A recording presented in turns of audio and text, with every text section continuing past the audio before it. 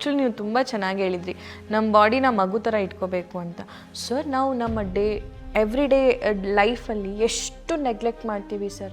ನಮ್ಮ ತಲೆ ಕೂದಲು ಉದುರ್ತಾ ಇದ್ದರೆ ಏನೋ ಸರಿ ಹೋಗುತ್ತೆ ಬಿಡು, ದೃಷ್ಟಿ ಆಗಿರ್ಬೇಕು ಬಿಡು ಅಂತ ನೆಗ್ಲೆಕ್ಟ್ ಮಾಡ್ತೀವಿ. ಅಥವಾ ನಮಗೆ ಸ್ಕಿನ್ ಡ್ರೈ ಆಗ್ತಿದ್ರೂ ನೆಗ್ಲೆಕ್ಟ್ ಮಾಡ್ತೀವಿ. ಅಥವಾ ಕಾನ್ಸ್ಟಿಪ್ಯೂಷನ್ ಆದ್ರೂ ನೆಗ್ಲೆಕ್ಟ್ ಮಾಡ್ತಿರ್ತೀವಿ.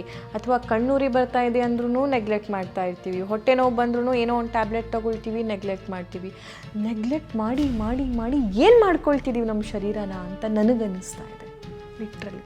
ಏನು ಗೊತ್ತಾ, ನಾವು ನಮ್ಮ ಬಗ್ಗೆನೇ ಯೋಚನೆ ಮಾಡಲ್ಲ. ಸ್ವಲ್ಪ ಯೋಚನೆ ಮಾಡಿದ್ರೂ ನಮ್ಮನ್ನು ನಾವು ಕರೆಕ್ಟ್ ಮಾಡ್ಕೊಬೋದು. ಬೆಸ್ಟ್ ಈಸ್ ಸ್ವಲ್ಪ ಅನೀಸಿನೆಸ್ ಆಯ್ತಾ, ಊಟ ಬಿಟ್ಬಿಡ್ರಿ, ಅನಿಮಲ್ಸ್ ಬಿಟ್ಟಂಗೆ. ಇಲ್ಲ ತಿನ್ನಲೇಬೇಕಾ, ಸಲಾಡ್ ತಿನ್ನಿ ಅಥವಾ ಫ್ರೂಟ್ಸ್ ತಿನ್ನಿ, ಜ್ಯೂಸಸ್ ಕುಡೀರಿ.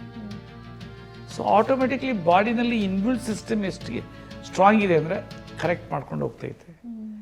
ನಾವು ಇಮ್ಮಿಡಿಯೇಟಾಗಿ ಏನೋ ಆ ಮಾತ್ರೆ ತೊಗೊಳ್ಬೇಕು, ಇದು ಮಾತ್ರೆ ಇದು ಮಾಡಬೇಕು ಅಂದ್ಕೊಂಡು ಇದು ಮಾಡ್ತೀವಿ.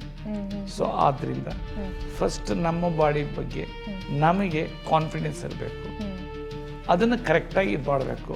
ಅದಿಲ್ಲ ಅಂದರೆ ಉಪಯೋಗ ಆಗಲ್ಲ ಅಂತ ನಾನು ಹೇಳ್ತೀನಿ. Okay sir.